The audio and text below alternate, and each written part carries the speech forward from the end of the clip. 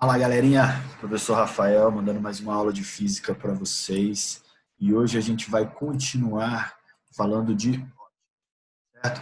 Se vocês repararem, esse material que eu estou apresentando para vocês aqui é exatamente o livro de vocês, tá? Então a gente está lá ó, na aula 3 de espelhos planos, tá ok? No caderno de física 4.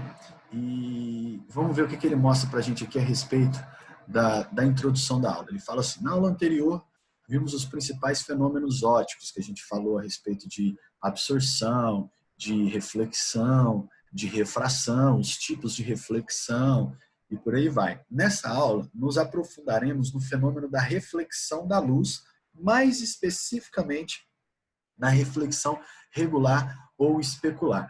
Pessoal, na aula passada, a gente estava vendo a respeito de diversas formas de reflexão, né? A regular e a difusa, e essa aula a gente vai focar especificamente na reflexão especular. Aí tem uma foto de uma menininha aqui, ó, de frente a um espelho plano, formando uma imagem. Então, na aula de hoje, a gente vai ver como é que forma esse tipo de imagem, e que tipo de imagem é essa, e mais algumas características, tá? Então, primeiro vamos lá para a representação de um espelho plano. Ó, o espelho plano ele vai ser representado dessa forma que está aqui, ó, um tração reto com cílios para um lado, certo? Esses cílios aqui vai estar indicando qual que é o lado da superfície que é opaca. Esse lado opaco quer dizer que é o lado não refletor, tá? Então tá aqui, a superfície refletora é o lado oposto aonde está desenhado os cílios. Então, a gente pode perceber que esse espelho aqui está virado para cima, tá ok? Essa é a forma que universalmente é adotada a representação de um espelho plano, tá? Vamos lá falar das leis de reflexão luminosa. Olha lá. Consideremos a figura a seguir. Olha lá. Um raio incidente e um raio refratado. A gente já viu na aula anterior, quem assistiu o vídeo anterior já vai reconhecer que essa daqui é a reta normal, uma reta imaginária, que é perpendicular ao plano de reflexão, esse plano que está sendo representado de verde aqui, tá ok? Então, o raio incidente atinge o plano bem no ponto aonde toca a reta normal, que é uma reta que forma 90 graus com esse plano, perpendicular ao plano. E o raio refratado tem origem no mesmo ponto. O ponto onde atinge o incidente é a origem do refratado. E aí tem essa formação aqui de dois ângulos, ó, um ângulo I e um ângulo R. Vamos ver quem são aqui os elementos dessa figura, tá ok? Ó, RI é o raio incidente, RR é o raio refletido, N é a reta normal, a superfície refletora S. Então, esse S aqui, ó, é a superfície de verde, refletora, tá? I é um ângulo de incidência e R é um ângulo de reflexão. E aí você deve estar pensando assim, professor, mas por que tem esse quadrado azul aqui, ó? Por que tem esse quadrado azul aqui? Então, esse quadrado azul ele vai se remeter à primeira lei. Quando a gente entender a primeira lei, a gente vai entender esse quadrante que está aqui. Ó. Vamos lá ler ela para poder ver do que se trata. Ó. Os raios incidente e refletido, bem como a reta normal, são coplanares. O que significa coplanares? Coplanares significa que eles participam do mesmo plano. E o plano é esse quadrante aqui, ó, tá ok? Então, vou tentar fazer alguma coisa didática aqui para vocês entenderem. Vou pegar aqui o meu caderno aqui, ó, vou parar um pouco de compartilhar e vou trazer vocês aqui, ó, para a folha do meu caderno. Imagina que o meu caderno aqui é a superfície refletora, certo? E aí eu vou usar aqui, de improviso, uma régua para dizer que é o raio incidente. Então vai, pum, atingiu aqui. Supondo que essa superfície seja um espelho, ou seja, seja uma superfície perfeitamente polida, refletora, regular, então eu vou ter aqui, ó, o raio refletido dessa forma, tá ok? Então eu tenho o raio incidente e o raio refletido aqui. Como que eu vou enxergar que eles são coplanares? Ora, acho que fica melhor se eu fizer, pegar uma outra folha aqui, ó, para a gente poder entender, ó. Ó. Esse raio incidente e esse raio refletido, eles fariam parte, se eu consigo segurar isso aqui, ó, fariam parte do mesmo plano, que é o plano da folha aqui, ó. Percebe? E a reta normal? A reta normal estaria aqui no centro, certo? Bem aqui onde está o meu dedo seria a reta normal. Então, ela também faria parte do plano dessa folha solta aqui, tá ok? Então, é isso que ele quer dizer quando ele fala que o raio incidente e o raio refletido são coplanares. Vamos voltar lá para a nossa figura. Olha lá, esse quadrante azul aqui, então, seria o equivalente à minha folha solta, tá ok? O plano que contém tanto a reta ou raio incidente como o raio refletido e a reta normal. E essa é a primeira lei, tá ok? Eles são coplanares. Grava essa palavrinha aí, gente. Coplanares significa que compartilham do mesmo plano. Beleza. Segunda lei. O ângulo de incidência e o ângulo de reflexão possuem a mesma medida. Isso aqui a gente falou na aula passada. Quem assistiu a aula passada vai lembrar que esse ângulozinho aqui de incidência e esse de reflexão são iguais, desde que a superfície S, o plano de reflexão S, seja uma superfície regular, tá ok? Então é isso daí. Vamos para o outro lado da folha aqui agora. Vamos ver o que eles falam a respeito dos princípios de simetria. Ó, seja o espelho plano E, tá aqui. O espelho plano E de vermelhinho, tá? E o objeto O, tá aqui o objeto O, bem aqui, ó, esse pontinho azul aqui, colocado a uma distância X em relação ao espelho, tá aqui, ó. E aí, o que ele fez aqui? Ele fez surgir desse objeto dois raios diferentes que atingem a superfície do espelho em pontos diferentes, tá? Um aqui, outro aqui, certo? Então, esses dois raios de luz, eles têm origem aqui no objeto, tá? E eles atingem a superfície do espelho aqui em pontos diferentes. E aí, em cada um dos pontos, vamos pegar primeiro esse raio aqui, ó, que eu estou marcando com o mouse. Quando ele atinge a superfície aqui, ele obedece àquelas leis da reflexão. O raio incidente é esse, o raio refletido é esse. E aí eu posso observar a formação dos ângulos de incidência e de reflexão aqui, ó. Vamos lá, aumentar a figura para a gente ver. Olha lá. Aqui eu vou ter o ângulo de incidência, o ângulo de reflexão e esse pontilhadinho aqui é a reta normal, tá? Então, essa reflexão aqui tem que obedecer às leis de reflexão que a gente acabou de ver, porque esse espelho é um espelho plano, tá? Da mesma forma, esse outro raio aqui, ó, ele incide aqui e é refletido para lá, e esse pontilhadinho aqui é a reta normal. Então, essa reflexão aqui obedece também às mesmas leis que a gente viu anteriormente. E aí, eu tenho aqui, então, um prolongamento, esse pontilhado azul aqui, ó, é um prolongamento do raio refletido. Eu vou chamar de raio refletido 1, tá? Aqui o raio incidente 1, o raio refletido 1. O prolongamento desse raio refletido, ó, vem pontilhado para cá. E aí, então, o raio incidente 2 forma um raio refletido 2.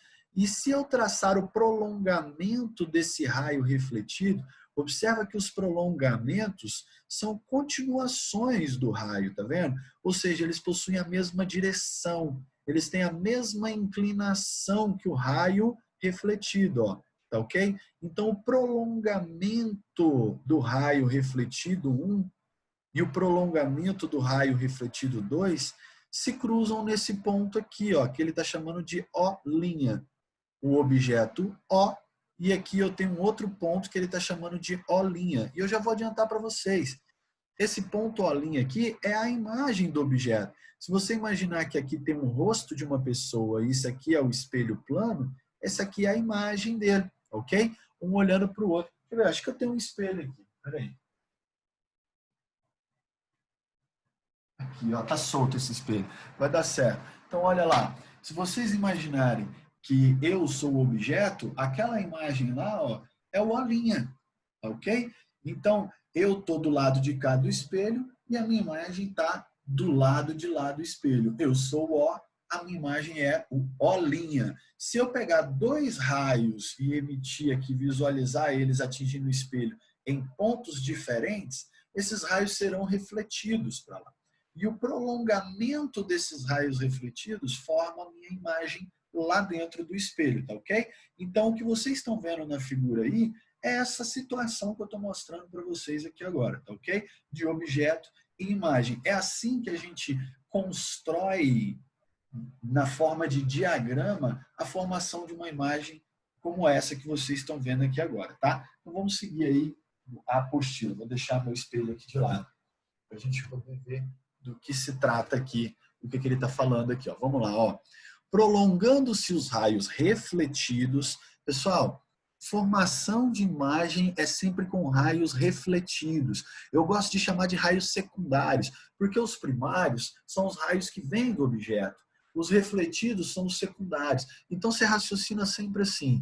Não existe formação de imagem com raios primários. Não importa se os raios primários se cruzam, se os seus prolongamentos se cruzam. Se é raio primário, não importa se eles se cruzam ou se os prolongamentos deles se cruzam. Não formam a imagem. A formação de imagens ocorre somente com raios secundários, tá?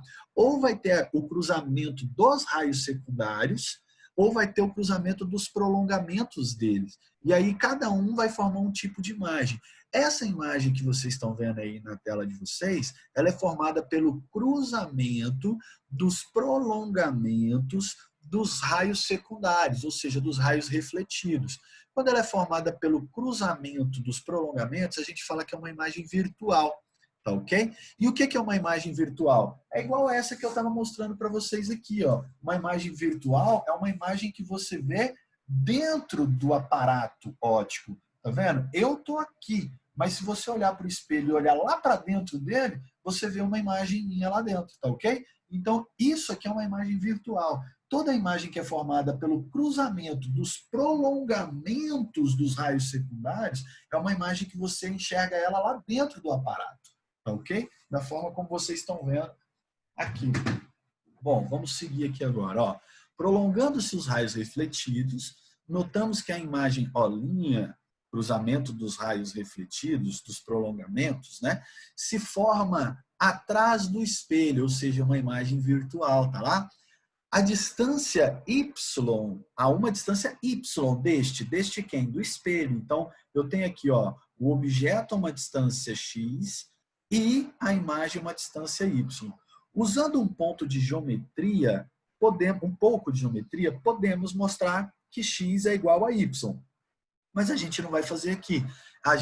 Basta a gente entender que a distância que o objeto está do espelho é a mesma distância que a imagem está do espelho, certo? O que nos permite concluir que o objeto e a imagem encontram-se em posições simétricas em relação a um espelho plano. Ó, de novo o espelho plano para a gente poder fixar bem isso. Ó. Você está vendo a minha mão aqui e a distância que ela está do espelho, tá vendo? Se eu aproximar a minha mão do espelho, a imagem também aproxima, ó, até que elas se tocam. Se eu afastar a minha mão do espelho, ó, a imagem também se afasta, tá vendo? Se eu aproximar, ela se aproxima. Se eu afastar, ela se afasta. Ou seja, o objeto e a imagem possuem a mesma distância com relação ao espelho, tá ok? Vamos seguir aqui para ver o que mais ele fala com a gente nessa aula aqui, ó. Ele fala reversão de imagens. Considere F, um F, né? Uma letra F, diante de um espelho plano. Então tá aqui, ó. Ele colocou aqui esse F, que tá assim para dizer que está em 3 dimensões, tá vendo? Na frente de um espelho plano. Como é que o espelho plano tem a parte refletora ao lado de cá? Então, como é que ele vai formar essa imagem? Ele fala aqui, note que esse F fica ao contrário. Como é que você vai construir essa imagem?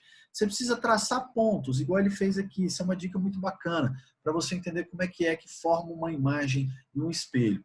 E aí, ó, você vai observar a distância desse ponto para poder formar a distância da imagem. Ó, esse ponto aqui, ele é o mais próximo de todos esses outros pontos. Ele colocou 1, 2, 3, 4, 5 pontos em vermelho aqui. E esse ponto aqui, ele é o mais próximo que tem do espelho em relação aos 5 aqui. Então a imagem dele também tem que ser o ponto mais próximo que está do espelho, porque essa distância aqui, ó, precisa ser igual a essa, tá ok? Vou tentar riscar um pouquinho aqui, para te ver, ó. Essa distância aqui tem que ser igual a essa distância aqui. Essa daqui, ó, também tem que ser igual a outra distância lá, ó. Eles são equidistantes, estão à mesma distância do espelho. E assim vale para todos os pontos, tá? Se você traçar ponto a ponto, você consegue, então, perceber como ficará o F quando formado pela sua imagem aqui. E aí ele fala assim, ó, note que esse F fica ao contrário. Ele colocou ao contrário, entre aspas, porque como a gente diz em ótica, ele fica revertido. Na verdade, essa imagem mais para frente, a gente vai classificar ela como uma imagem enantiomorfa, tá ok? Enantiomorfa. E aí, ó, ele dá alguns exemplos, ó.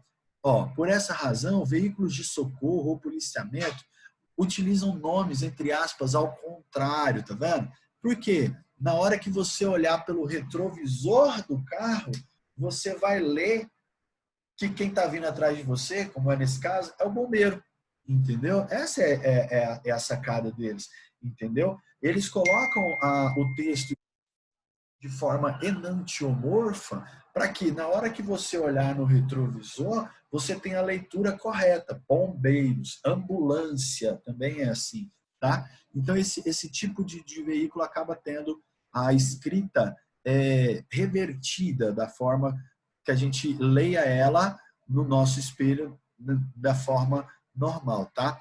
Outra aplicação interessante desse fenômeno pode ser encontrada em relógios utilizados em barbearia. Ah, isso é verdade. Eu já vi um relógio desse daqui numa barbearia já uma vez só, mas não foi aqui em Barra do Garças, tá?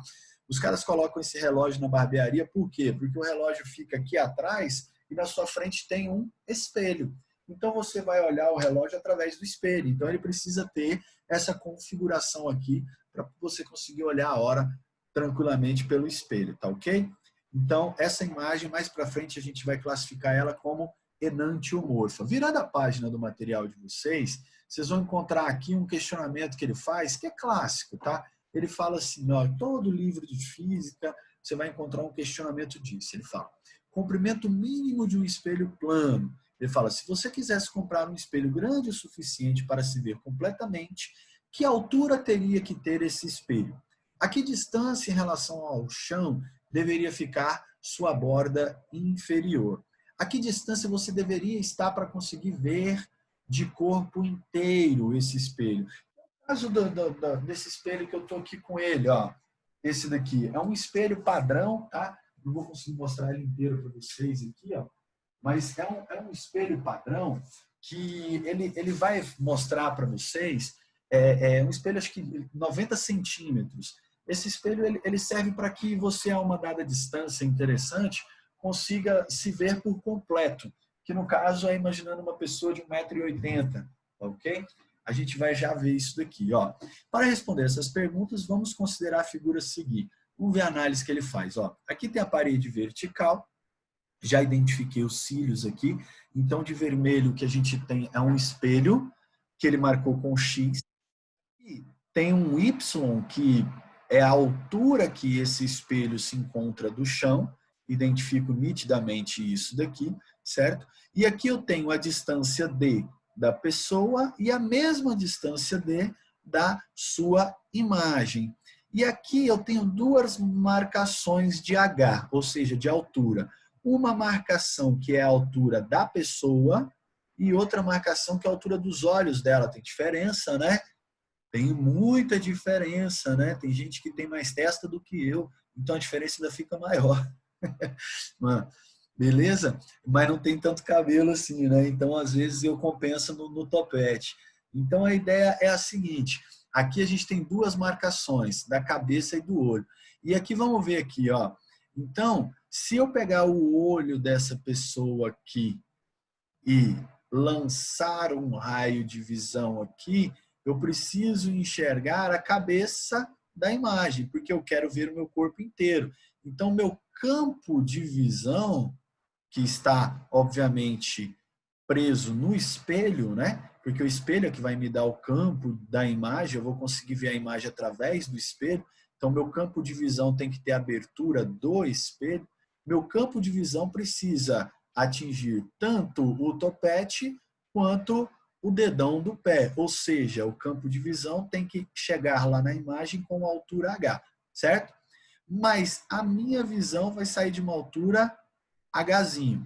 E aí, então, ó, eu tenho aqui a percepção de um triângulo formado aqui embaixo e um outro triângulo grandão aqui, ó, com X sendo uma parte desse triângulo pequeno e H sendo do outro triângulo grandão, certo? E aqui eu tenho dois triângulos também semelhantes, tá? Que tem Y em comum e D em comum.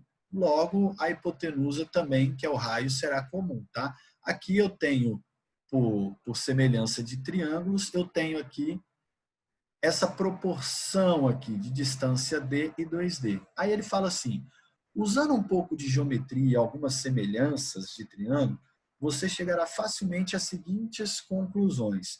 O comprimento mínimo do espelho X deverá ser a metade da altura H. Lembra que eu falei que o espelho ali ele tem que ter 90 centímetros para poder enxergar uma pessoa de 1,80 m, certo? Então, o comprimento mínimo vai ser sempre a metade. Se você tem 1,60 m, você precisa de um espelho de 80 centímetros, então, para conseguir se ver completamente. Perdão. A borda inferior do espelho deverá distar quer dizer estar distante, deverá distar Y, metade da altura dos seus olhos ao chão, ó, H/2. Então, se você pegar um espelho que tem a metade do seu tamanho, basta que você coloque ele a metade da sua altura no chão, certo? Eu, no caso, eu tenho 1,80 m, então o espelho pode ter 90 centímetros e ele tem que estar a 90 centímetros do chão, usando eu como exemplo, tá? A distância entre você e o espelho D não interferirá no resultado. A distância entre um objeto e sua imagem é igual a 2 vezes a distância entre o espelho e o plano, tá ok? Então, veja só, a distância entre o objeto e a sua imagem é o dobro da distância do objeto até o espelho, certo? Olha lá, D, 2D, a distância do objeto até a imagem D, 2D, tá ok? Então é isso daí, pessoal. A partir daqui, ele passa para vocês alguns exercícios de fixação. Eu vou deixar esses exercícios para vocês desfrutarem, para vocês labutarem com ele, e eu gostaria, sinceramente, que alguém me procurasse para poder tirar dúvidas. Caso tivesse, eu estou sempre disponível para vocês, tá ok? Muito obrigado, pessoal, e tenham bons estudos, uma ótima tarde ou noite para vocês, né? Eu estou gravando à tarde, mas vocês devem assistir essa aula à noite. E eu estou à disposição de todos vocês para qualquer coisa. Valeu, obrigado, hein?